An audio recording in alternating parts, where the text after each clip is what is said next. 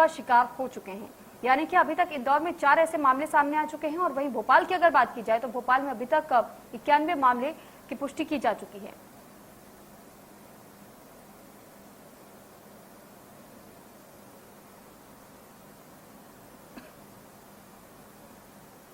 तो डेंगू के लक्षण भी आपको बता दें कि देखिए, जब आपको डेंगू होता है तो ऐसे में मांसपेशियों में और आपके जोड़ों में दर्द होना शुरू हो जाता है, स्वाद का पता नहीं चलता, आपको भूख नहीं लगती है और छाती और ऊपरी अंगों पर खसरे जैसे दाने निकलने शुरू हो जाते हैं।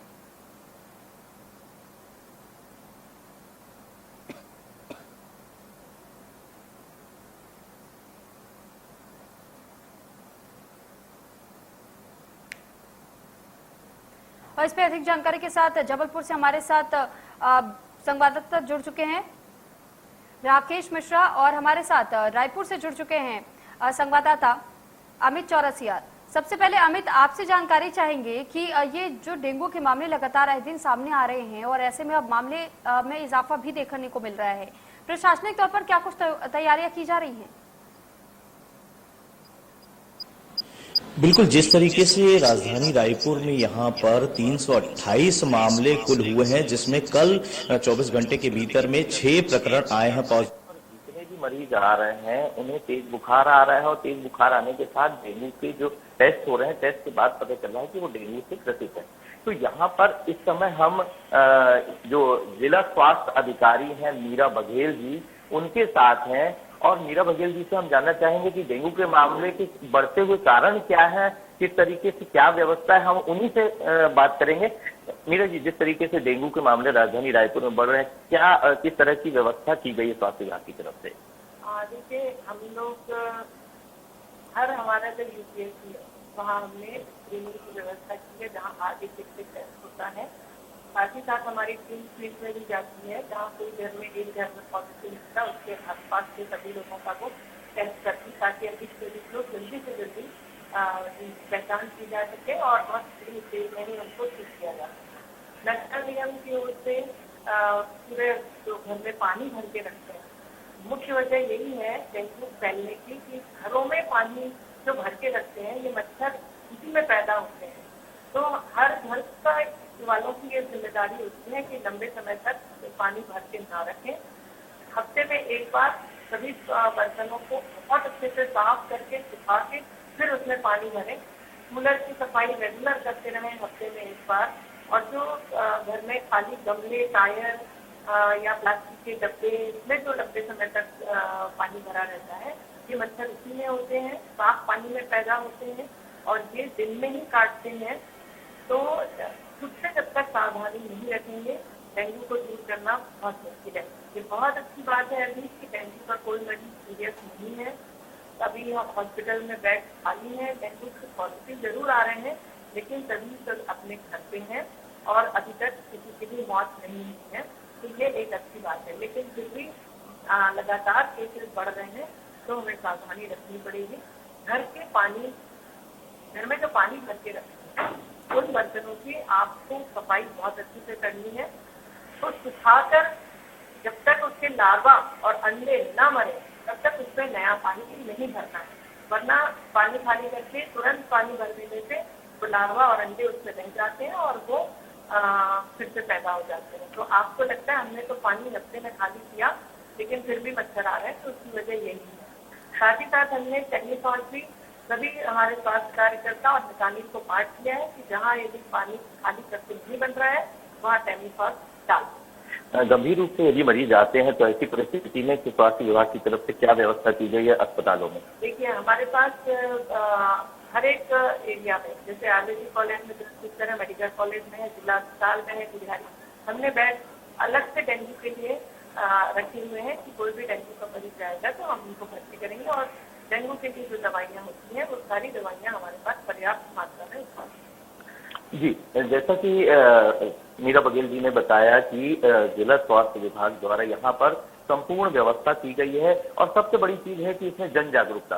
क्योंकि जन जागरूकता के सहयोग से ही, क्योंकि साफ सफाई अपने घर में रखना ये लोगों का काम है। लोगों को चाहिए कि वो कूलर की सफाई नियमित रूप से करें और जितने भी जगह जगह जो गंदे पानी का ठहराव है उसकी निकासी की जाए किसी भी तरीके से। गमलों में जो पानी इकट्ठा हो रहा है तो इस तरीके से जिला स्वास्थ्य अधिकारी ने भी इस चीज को लेकर जन जागरूकता अभियान छेड़ा हुआ है सुरभि। और यहाँ पर लेकिन उसके बावजूद प्रकरण बढ़ रहे हैं। लेकिन हालांकि ये एक राहत की बात है कि गंभीर मरीज नहीं है और सभी घर में ही इलाज पा रहे हैं। चलिए ठीक, लौटेंगे आपके पास, बने रहेगा हमारे साथ। जबलपुर से भी हमारे साथ जुड़ चुके हैं राजेश विश्वकर्मा। तो राजेश, आपसे जानकारी चाहेंगे कि जबलपुर में फिलहाल डेंगू को लेकर के किस तरीके का प्रकोप देखने को मिल रहा है, कि यहाँ से भी मामले सामने आ रहे हैं और यहाँ पर लोगों को कैसे चेताया जा रहा है?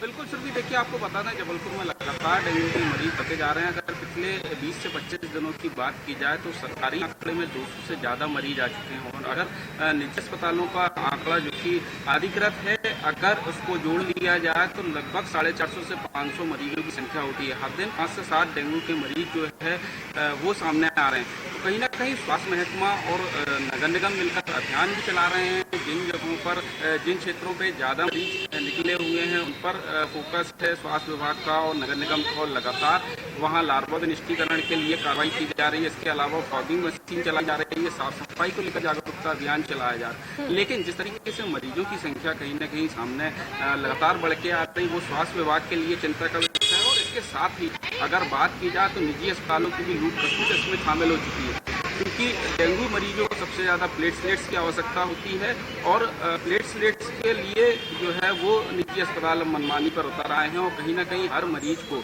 डेंगू से पीड़ित कोई भी मरीज हो, उसको एचडीपी जो सिंगल डोनर प्लेटलेट्स है उसके लिए लिखा जा रहा है। स्वास्थ्य विभाग ने इसको लेकर निर्देश जारी किए हैं, क्योंकि लगातार बड़ी संख्या में मरीज के परिजनों की सीएमओ के पास पहुंच रही थी। और उसके बाद ये निर्देश जारी किए गए हैं जिसमें कहा गया है कि 20,000 से नीचे अगर प्लेटलेट्स काउंट होते हैं तभी एचडीपी लगाया जाएगा। इसके अलावा बीआरपी जो प्लाज्मा रिच प्लेट्स होता है उसका उपयोग किया जाएगा। जबलपुर में बात की जाए तो 5 ब्लड बैंक हैं और इसके अलावा सरकारी ब्लड बैंक हैं। 13,000 रुपये में प्लेटलेट्स मिलना चाहिए, लेकिन इसकी कीमत भी जो है 15 से 20,000 तक पहुंच चुकी है। लगातार मरीज के परिजन शिकायत कर रहे हैं, चूंकि सबसे ज़्यादा जरूरी प्लेटलेट्स है, तो उसके लिए अब जो है स्वास्थ्य महकमा ने साफ तौर पर सारे निजी अस्पतालों को लेटर लिखा हुआ निर्देश दिए हैं। इसके अलावा जो कंट्रोल रूम बनाया गया है, अगर किसी मरीज को अस्पताल प्लेटलेट्स के लिए लिखता है तो उसे मरीज का प्लेटलेट्स काउंट की वर्तमान स्थिति भी लिखनी पड़ेगी, क्योंकि अगर 20,000 से नीचे प्लेटलेट्स है तभी प्लेटलेट्स एचडीपी के लिए उसे लिखा जा सकता है। तो साफ तौर पर कहीं ना कहीं स्वास्थ्य महकमा जो है सारी प्रयास कर रहा है, लेकिन जिस तरीके से मरीजों की संख्या अगर जबलपुर में बात की जाए बढ़ती जा रही है तमाम अभियानों के बाद, तो कहीं ना कहीं ये चिंता का विषय है। ठीक है, आपके पास लौटेंगे, बने रहिएगा हमारे साथ भोपाल से ब्रिजेश जैन भी जुड़ चुके हैं। ब्रिजेश, आपसे जानकारी चाहेंगे कि लगातार अलग अलग जगहों से अब मध्य प्रदेश में इस तरीके से मामले सामने आ रहे हैं। क्या भोपाल में भी अभी तक कुछ ऐसे मामले देखने को मिले हैं या फिर कुछ ऐसे पेशेंट्स जिन पर ये आशंका जताई जा रही है कि उन्हें अगर फीवर है तो उन्हें अंडर ऑब्जर्वेशन रखा जा रहा है कि डेंगू हो सकता है? ऐसे में यहाँ पर किस तरीके से प्रशासनिक तौर पर तैयारियां की गई हैं?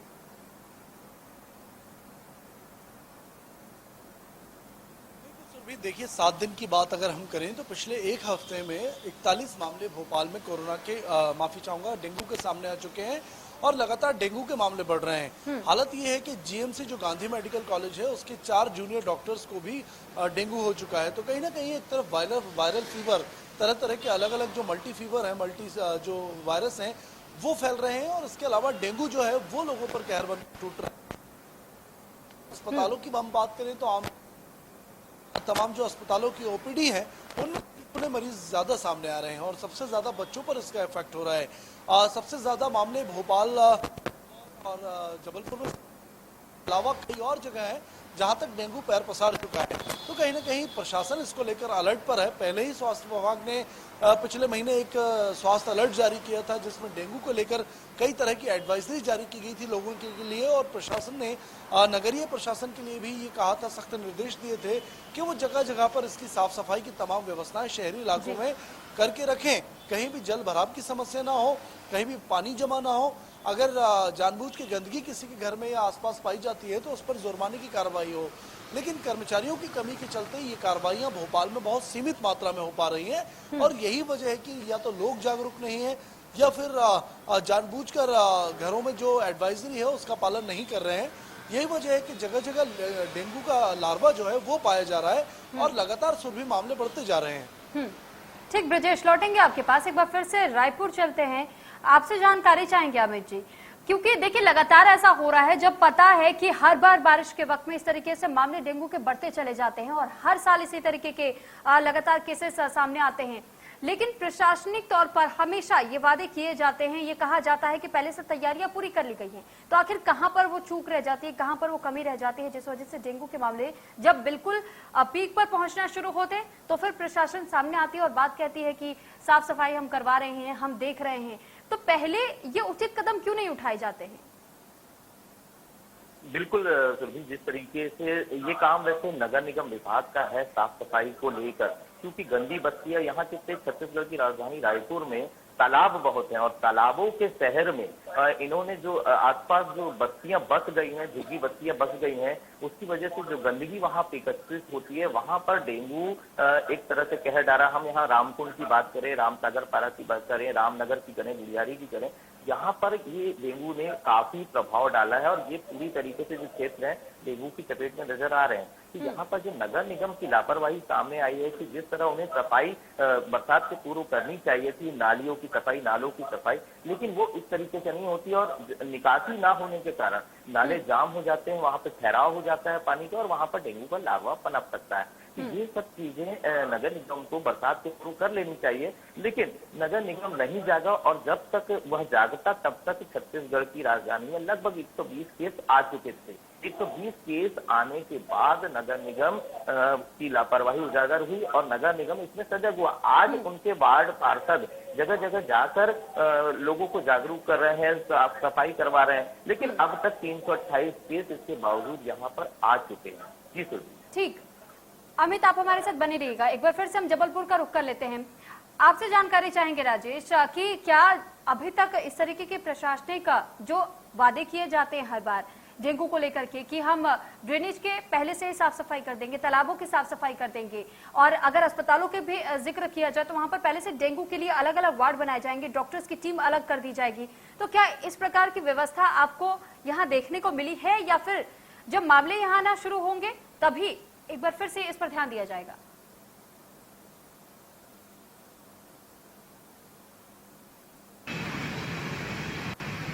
बिल्कुल सुरभि, देखिए जो बाकी की व्यवस्थाएं हैं वो तो कहीं ना कहीं देखने मिली है कि अस्पतालों में व्यवस्थाएं की गई हैं बाकी सारी, लेकिन जो सबसे बड़ी लापरवाही समझ में जो सामने आती है वो है जागरूकता अभियान की।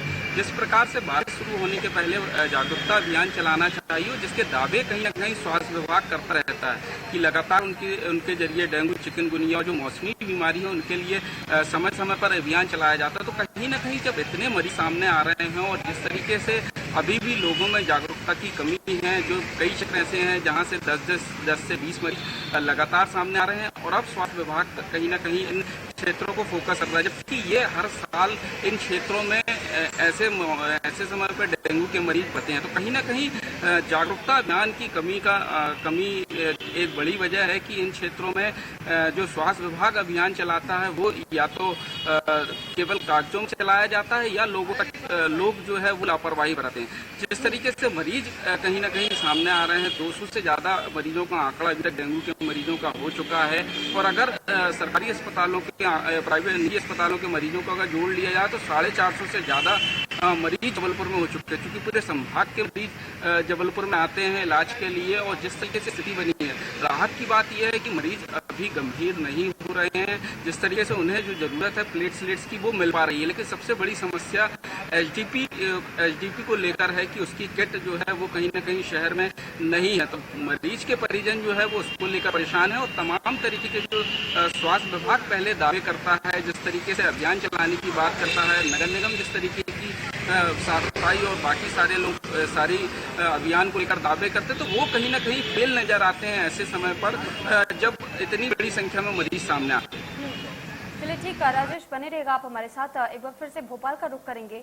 ब्रिजेश, आपसे जानकारी चाहेंगे कि वाकई ये गौर करने वाली बात हो जाती है कि कई बार को हम ये भी देखते हैं कि लोगों से अपील की जाती है लेकिन लोग ठीक तरीके से समझ नहीं पाते हैं, जागरूक नहीं हो पाते हैं। तो ऐसे में क्या कुछ कदम उठाए गए हैं प्रशासनिक तौर पर कि लोगों को जागरूक किया जा सके? अस्पतालों में किस तरीके से व्यवस्थाएं की गई हैं और जागरूकता के लिए जो कदम उठाए जाते हैं, क्या ये अभी तक उठाए गए हैं या अभी केसेस के आने का इंतजार हो रहा है?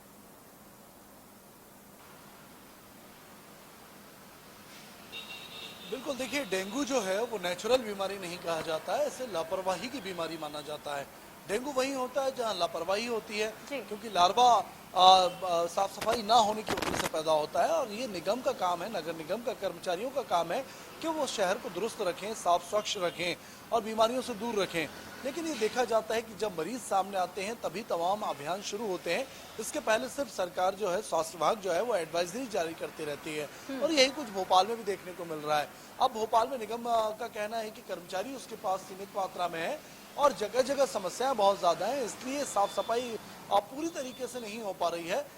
यही वजह है कि लगातार डेंगू बढ़ रहा है सुरभि, और लगातार हालांकि प्रशासन व्यवस्था भी कर रहा है।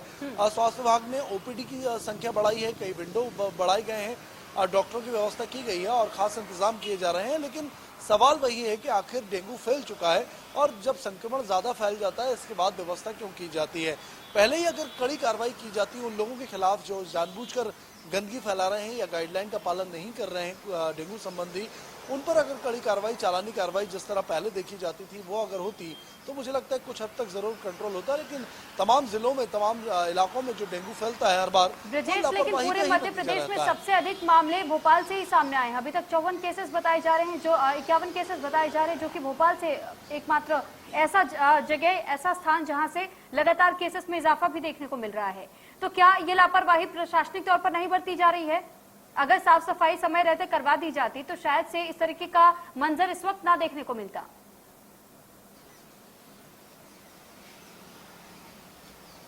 बिल्कुल, देखिए इसको भारी बारिश को जिम्मेदार ठहराया जा रहा है प्रशासन की तरफ से कि बारिश जो है अनियमित हो रही है, कभी बारिश हो रही है, कभी ज्यादा धूप निकल रही है, फिर बारिश हो रही है। तो मौसम का अचानक हुआ जो बदलाव है इसको निगम कर्मी जिम्मेदार ठहरा रहे हैं। लेकिन सवाल यह है कि आखिर पहले से जागरूकता क्यों नहीं लाई जाती?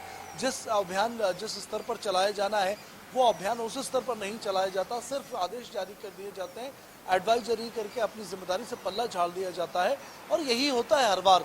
इसीलिए आपने जैसे कहा कि लगातार प्रशासन की लापरवाही की वजह से डेंगू फैलता है।